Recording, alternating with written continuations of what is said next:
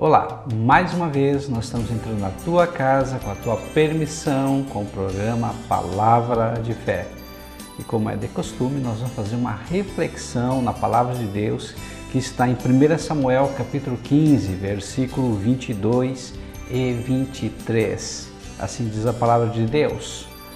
Samuel, porém, respondeu: acaso tem o Senhor tanto prazer em holocaustos e em sacrifícios, quanto em que se obedeça a sua palavra? A obediência é melhor do que o sacrifício, e a submissão é melhor do que a gordura de carneiros. Pois a rebeldia é como o pecado da feitiçaria, e a arrogância como o mal da idolatria. Assim como você rejeitou a palavra do Senhor, ele o rejeitou como rei. Muito interessante essa palavra. Mas para que você possa compreender em qual circunstância Samuel falou essa palavra, vamos tentar entender um pouquinho antes. Primeiramente, vamos falar um pouquinho sobre Samuel. Samuel, ele era sacerdote do Deus Altíssimo. Samuel, ele era profeta. E Samuel foi um grande líder, um juiz sobre o povo de Israel. Só que Samuel, ele envelheceu e os seus filhos não tinham o mesmo caráter, as mesmas atitudes que Samuel. Os seus filhos se corromperam, eles aceitavam suborno. Então o povo, vendo que Samuel já estava velho, que seus filhos não iam ou não traçavam, o mesmo caminho que seu pai Samuel, pediram para Samuel que Samuel lhes desse um rei. Samuel foi muito claro: olha, o rei vai tomar seus filhos e esses filhos vão ser seus soldados, suas filhas vão trabalhar na sua corte, o melhor da sua terra, o melhor do seu gado, o melhor do seu rebanho vai ser para alimentar o rei, o seu exército, ou seja, o rei vai dominar vocês. E eles disseram: nós queremos assim mesmo. Samuel ficou muito chateado, na verdade, porque ele estava achando que o povo tinha rejeitado a ele, Samuel. E Deus falou para Samuel: Samuel, não pense que o povo te rejeitou. Na verdade, o povo rejeitou a mim. Ou seja, ele não quer mais ser governado por mim, ou seja, por Deus. Mas ele quer que tenha alguém, um ser humano, um rei, assim como os outros povos, outras nações também tinham um rei constituído, e assim eles querem também. Então, Samuel, eu vou te indicar alguém que vai ser esse rei, o rei segundo o coração desse povo. Então, assim que Deus pegou e chamou Saul. Saul, a palavra de Deus nos diz que ele era o mais alto da sua tribo e mais alto de todo Israel. Era um homem formoso, um homem belo também, um homem forte e que se destacava pela sua altura. Deus chamou Saul, e Saul ele trabalhava com as jumentas do seu pai. Um dia uma das jumentas se perdeu. Então o que nós aprendemos aqui? É que Saul não foi escolhido por Deus necessariamente, mas ele foi escolhido pelos homens para ser rei para o povo de Israel. O tempo passou, Saul foi escolhido rei, Deus colocou do seu próprio Espírito, o Espírito Santo caiu sobre Saul. Ele era um homem corajoso, valoroso, forte, venceu muitas e muitas batalhas, mas num dia ele estava guerreando contra o povo, contra a nação dos filisteus, e Samuel pediu para ele 7 dias, e no último dia o Samuel já estava se demorando, e Saul fez uma bobagem, Saul fez uma asneira. Qual foi a bobagem, pastor? Ele pegou e ele quis oferecer um sacrifício a Deus, mas isso não era proibido? Sim. Esse tipo de trabalho, um holocausto, um sacrifício, só podia ser feito por sacerdote, não podia ser feito por rei nenhum. E Saul achou que ele podia fazer esse tipo de sacrifício. Quando ele fez o sacrifício e Samuel chegou e chamou a atenção de Saul e disse: tu não tem noção da bobagem que você fez. Hoje mesmo você perdeu a sua dinastia, ou seja, o teu filho não vai reinar no teu lugar. Deus vai escolher para si um homem segundo o seu coração. Muito interessante que nessa oportunidade aqui nós vemos que Saul tinha perdido a dinastia. Por quê? Por causa da desobediência, por causa da rebelião. E Deus já estava preparando alguém para substituí-lo. Nós sabemos que depois Deus chama a Davi. Eu quero ler aqui um conceito muito interessante sobre obediência. Obediência é a disposição de honrar e agradar a Deus, sem importar as circunstâncias ou as pessoas. Ou seja, quando você está disposto a honrar e agradar a Deus, sem se importar com as pessoas que estão ao teu redor, o que elas pensam, o que elas acham, ou também as circunstâncias, se você está bem, se você está mal, se você tem saúde, se você está doente, independente das circunstâncias, isso é obediência. Um outro conceito bem interessante diz assim: obediência é o ato de submeter-se à vontade de alguém e servir a esse alguém da melhor maneira possível. Ou seja, você é obediente quando você obedece, serve a essa pessoa da melhor maneira possível. Então a premissa do relacionamento com Deus começa com o desejo de obedecê-lo. E aqui nós vamos ver o porquê que Samuel falou para Saul: olha, você vai perder a sua dinastia. Então lá no capítulo 13, Samuel diz: você vai perder a dinastia, ou seja, o teu filho não vai reinar no teu lugar. No capítulo 14, nós vemos Saul agindo de uma forma louca também, com um caráter já desviado, querendo matar o seu próprio filho, Jonatas.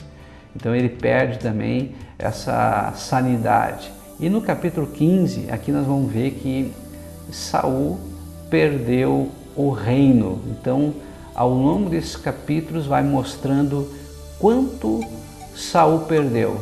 Por quê? Porque desobedeceu a lei de Deus, desobedeceu às palavras do Senhor. Então nós vamos aprender hoje as consequências da desobediência. Uma coisa muito interessante é que a obediência, ela é o produto da fé. Se você realmente crê em Deus, crê na sua palavra, você vai obedecer. A obediência é a manifestação visível de uma fé invisível.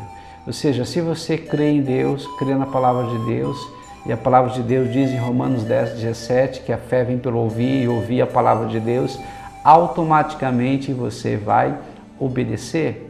Então, realmente, obedecer é melhor do que sacrificar. Isso aqui é muito interessante. E só obedece a Deus quem realmente crê nele, quem realmente acredita nele.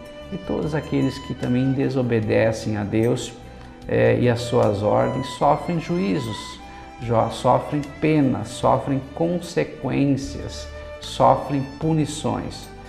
O pecado erra o alvo, o pecado é a transgressão da lei. E nós sabemos que todo pecado, ou seja, o pecado então está transgredindo a lei, e todo transgressor da lei realmente tem suas consequências. É como se alguém pegasse e matasse alguém. O que vai acontecer? Vai ser julgado, vai ser condenado e ele vai para a cadeia. Assim acontece também quando nós transgredimos também a lei de Deus. Há uma consequência em nossas vidas. Mas pastor, Deus não nos perdoa? É claro que nos perdoa. Deus, ele sempre nos perdoa. E a palavra de Deus diz em 1 João 2,9 que se nós confessarmos a Deus os nossos pecados, Ele é fiel e justo para nos perdoar de todos os pecados e nos purificar de toda injustiça, ou seja, Ele nos perdoa. Mas uma coisa é o perdão de Deus, outra coisa é a consequência do pecado. Cada pecado tem uma consequência. Abre uma brecha, abre uma legalidade para o diabo agir em nossas vidas. O diabo funciona como se fosse um promotor raivoso, pronto para nos julgar apontar as nossas falhas, nos condenar, nos acusar e automaticamente está sempre dizendo para Deus, olha, teu filho pisou na bola, ele errou, então a tua palavra, ou seja, a tua lei diz que vai acontecer isso ou aquilo, é assim que acontece. E Deus, ele vela pela sua palavra. Então automaticamente há consequências para o nosso pecado. Quando nós pecamos, Isaías 59:2 nos diz que os nossos pecados fazem separação entre nós e nosso Deus. Automaticamente o que acontece? Nós nos afastamos de Deus, nós ficamos afastados, longe de Deus. E a pior coisa que tem, a pior punição que tem é ficarmos longe de Deus. Por quê?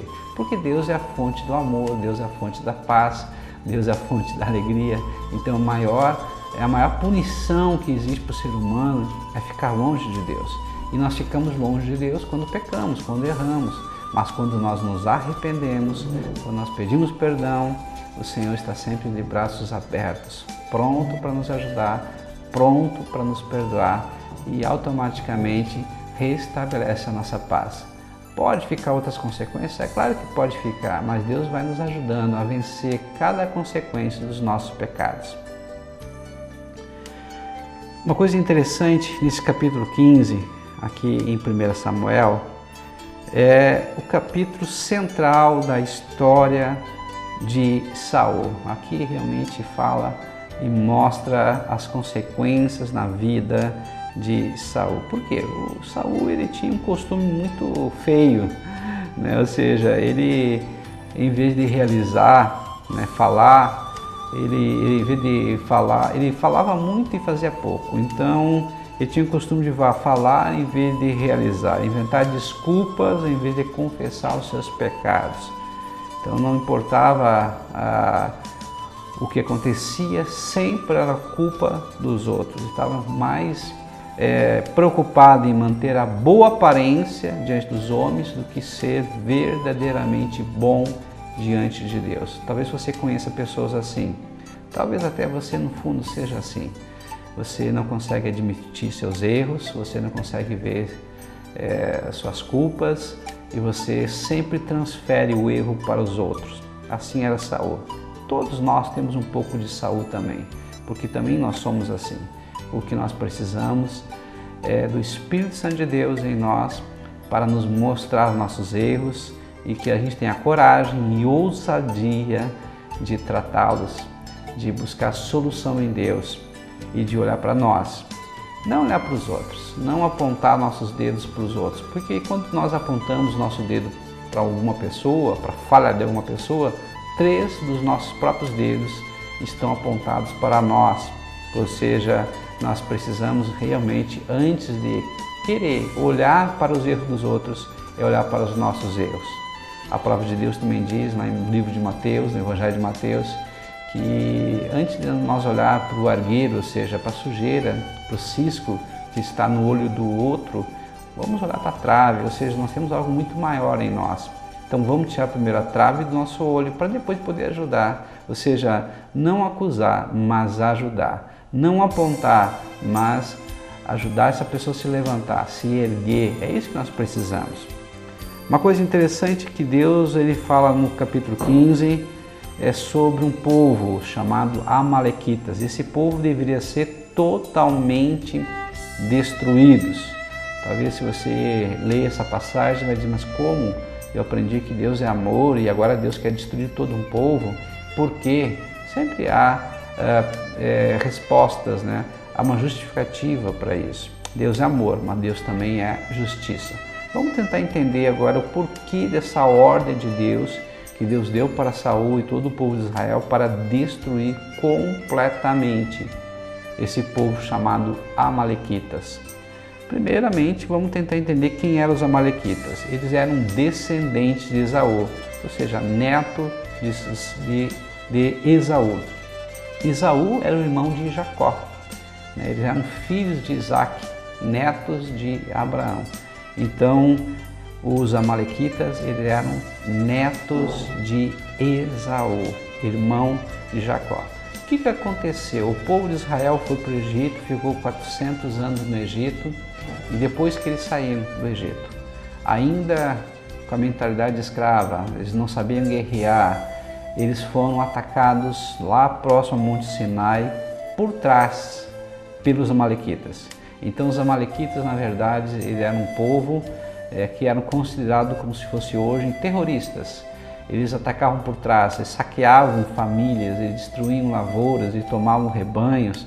E nesse caso em específico, eles estavam atacando os mais fracos, porque quem ficava atrás eram as crianças, os velhos. Então realmente esse povo era um povo cruel, era um povo mau. Desde que aconteceu essa situação lá no deserto, depois que o povo de Israel saiu do Egito, até o momento que nós estamos falando em relação a Saul, deu mais ou menos 500 anos. Ou seja, Deus, através da sua misericórdia, que se renova dia após dia, deu uma possibilidade para que esse povo viesse a se arrepender.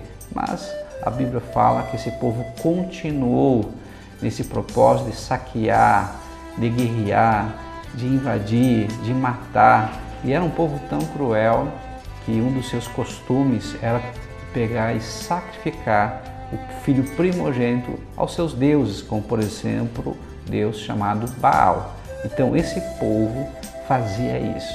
Automaticamente esse povo era um povo cruel, era um povo que já tinha, Deus já tinha dado para ele uma possibilidade de se arrepender e eles não se arrependeram. Muito interessante essa questão. Agora vamos tentar entender quem seria hoje Amaleque. É bem interessante a gente trazer para a nossa realidade. Quem seria hoje Amaleque na nossa vida? Amaleque é todos aqueles que estão tentando nos impedir que nós possamos chegar à terra de Canaã. Terra de Canaã nós sabemos que é terra de vitória, terra de gozo, de alegria, de paz. Ou seja, tem coisas, tem pessoas em nossas vidas ou tem sentimentos em nossas vidas que pode tentar nos frustrar, nos impedir para que nós possamos conquistar vitórias. Talvez você tenha um medo, esse medo te paralise, esse medo é um Amaleque. Talvez você tenha uma culpa, essa culpa te faz olhar para trás e você fica voltado para trás e vem daí a tristeza, vem a decepção, a amargura, a depressão. Talvez você tenha muita ansiedade, olha muito para o futuro e fica preocupado, ou seja, se você se preocupa, preocupar-se com alguma coisa que pode ou não acontecer, isso pode ser um Amaleque. Então tem muitas coisas em nossas vidas que podem ser Amaleque. Amaleque pode ser até uma pessoa. Talvez você até goste da pessoa, mas essa pessoa é muito negativa, essa pessoa só olha para trás, essa pessoa só fica murmurando e ele te contagia, ele te contamina. Isso pode ser um Amaleque. Então, há muitas coisas em nossas vidas que querem nos impedir que nós possamos ter vitória, êxito, prosperidade em nossas vidas. Talvez você fique pensando, mas e agora? O que eu vou fazer em relação a essas coisas, a essas pessoas? A palavra de Deus é muito clara. Você tem que destruir Amaleque. Você tem que fazer com que Amaleque não tenha mais vitória sobre você. Uma coisa bem interessante foi num filme que eu vi, e eu até recomendo. Esse filme se chama A Prova de Fogo. Num certo momento, a pessoa ela estava com problemas familiares e estava com um casamento a ponto de se separar. E ela falando com seu pai, o pai muito sábio disse: meu filho, eu tenho um segredo, eu também estava assim como você, a ponto de me separar da sua mãe, mas eu encontrei uma solução e essa solução eu vou dar para você. São 40 dias que você vai ter que pegar e você vai ter que fazer mudança na tua vida. É uma prova de amor. E ele começou a trabalhar a cada dia. A prova de amor exigia dele atitudes diferentes. Só que chegou num ponto que ele estava assim prestes a terminar com tudo, acabar com tudo, porque não queria mais prosseguir, porque ele não via êxito na sua empreitada. E daqui um pouco o pai dele volta novamente para ele e diz: meu filho, na verdade essa prova eu fiz porque eu era um problema para tua mãe. E a tua mãe teria muita sabedoria para não permitir que a gente se separasse. Mas agora você está num momento decisivo, você tem que tomar atitudes, decisões. E ele pegou e começou a repensar na sua vida e ele viu que ele tinha um problema gravíssimo. Aquele problema era a pornografia. E ele trabalhava nos computadores, ele tinha um momento que ele ficava só e ele decidiu destruir Amaleque. Amaleque para ele era aquele computador, Amaleque para ele era pornografia, Amaleque para ele estava destruindo o seu casamento, destruindo a sua felicidade. O que ele fez? Pegou um taco de beisebol e acabou destruindo por completo o computador. Foi uma maneira radical? Foi, mas resolveu o problema? Resolveu. A partir daquele momento, a esposa, vendo que ele tomou uma atitude radical, porque ele estava realmente querendo restaurar o casamento, ela pegou e abriu-se para ele no sentido de permitir que o casamento fosse restaurado. Eu não sei qual é o teu problema, eu não sei qual é a situação que está deixando você irritado, triste, aborrecido, angustiado, depressivo e que não te permite ver a luz no fundo do túnel. Mas a palavra de Deus diz que o choro pode durar a noite inteira, mas a alegria vem pelo amanhecer. Só que talvez você precise agora ver qual é o teu problema, aquilo que está realmente fazendo com que você fique paralisado. Talvez esse seja o teu Amaleque, que você precise destruir por completo. Então o Senhor está dizendo nessa oportunidade, tome uma atitude e destrua Amaleque, destrua essa emoção, destrua ou se separe dessa pessoa que porventura te contamina, te contagia e te paralisa. Eu não sei o que está te acontecendo, mas uma coisa eu sei. Deus deu força para que o povo de Israel destruísse Amaleque.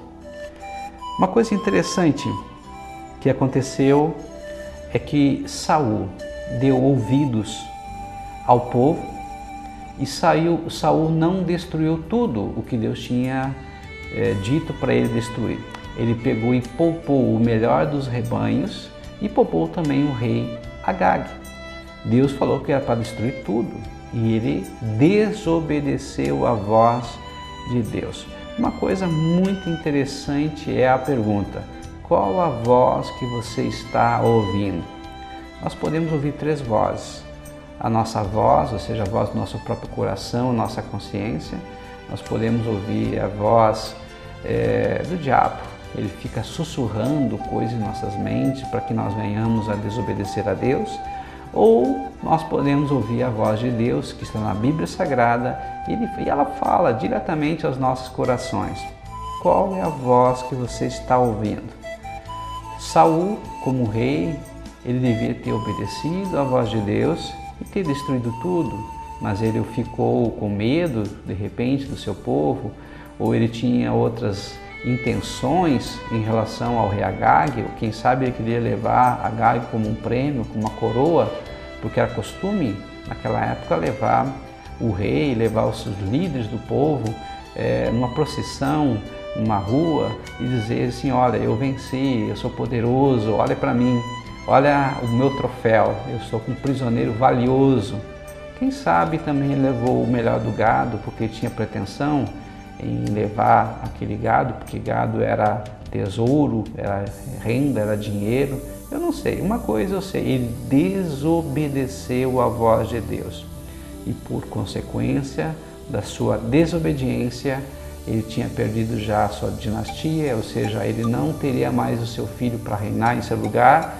E naquele momento, porque ele não obedeceu à voz de Deus, ele perdeu o trono. Deus já estava promovendo, Deus já estava separando alguém que iria substituí-lo, e alguém muito melhor que ele. Uma coisa interessante é que às vezes a pessoa pensa: mas isso que estou fazendo não tem nada a ver. Tem a ver sim. Assim como Adão, quando desobedeceu a voz de Deus e não guardou o jardim, não procurou estar junto com Eva, ele foi destituído do jardim do Éden, ele acabou saindo, ele acabou sendo expulso do jardim do Éden, assim também todos os nossos pecados, todas as nossas desobediências produzem sim consequências. É isso que nós temos que entender. Quais são as consequências então de uma vida de desobediência? Baseado nessa passagem, nós podemos ver, primeiro, a rejeição da parte de Deus. Deus rejeitou a Saul depois dessa atitude de desobediência. O Espírito Santo de Deus, ele saiu, ele se retirou de Saul. O que Saul perdeu? Perdeu a unção, perdeu o poder, perdeu a autoridade que estava sobre ele. O que começou a acontecer? Ele foi atormentado com o espírito mau. Todas as vezes que nós entramos no caminho da rebelião, todas as vezes que nós entramos no caminho da desobediência, nós podemos ser alvos da ação de demônios em nossas vidas. São demônios que nos atormentam, demônios que nos tiram a paz, demônios que nos desequilibram, demônios que fazem com que a gente comece a entrar numa tristeza profunda e muitas vezes uma depressão e muitas vezes não tem mais volta. Foi assim que aconteceu com Saul. A sua rebelião promoveu o afastamento de Deus, promoveu a rejeição de Deus. O que eu posso entender e olhar para a minha vida hoje? Eu preciso desesperadamente de Deus. Eu não consigo viver longe de Deus. Por quê? Porque, como diz o Salmo 23, o Senhor é meu pastor e nada me faltará. Tem outra tradução um pouquinho melhor que eu gosto, é o Senhor é meu pastor e Ele me bastará. Então eu saio das mãos, ou seja, daquilo que Deus pode fazer, e eu começo a olhar para o rosto de Deus. Ou seja, Ele me basta.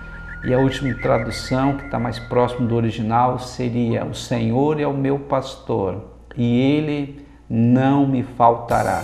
Ou seja, o que eu preciso? Somente de Deus. Por quê?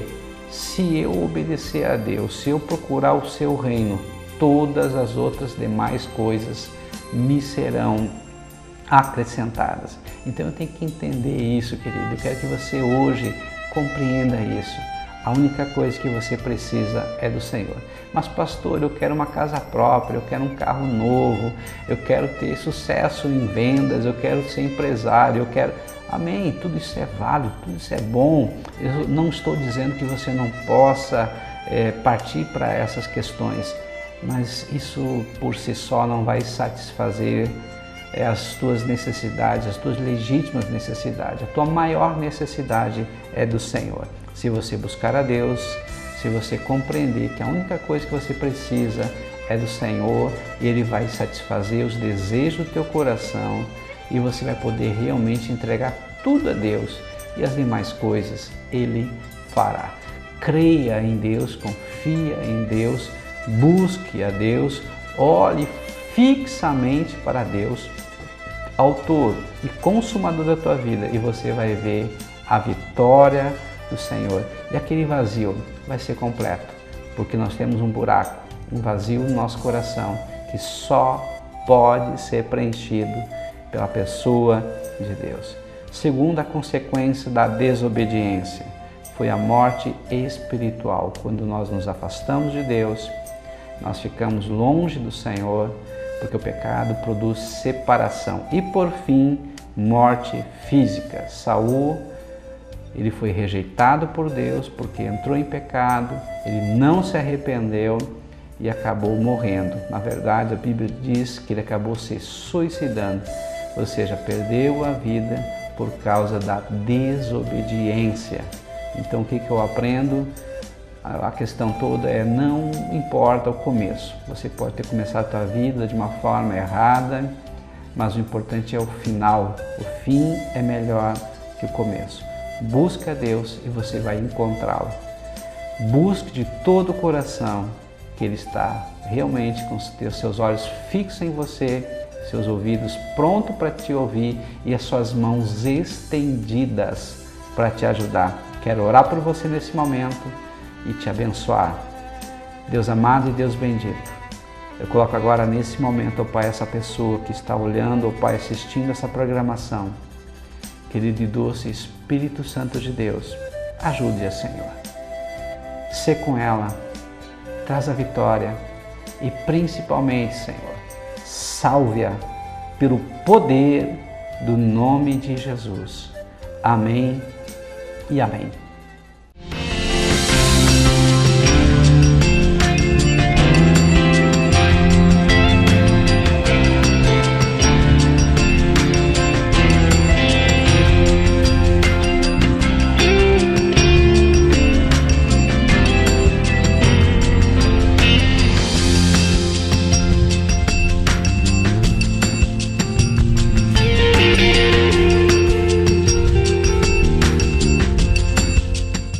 Olá, eu sou o pastor Adão Lemos do Instituto Teológico Batista Catarinense. Eu quero te convidar para um curso de teologia. Esse curso tem duração de 2 anos, acontece todos os domingos, das 9 às 11h30, na faixa velha de Camobi, RS 509, número 3278, na Igreja Batista Vida Nova de Camobi, no Pé de Plátano. Você é o nosso convidado especial.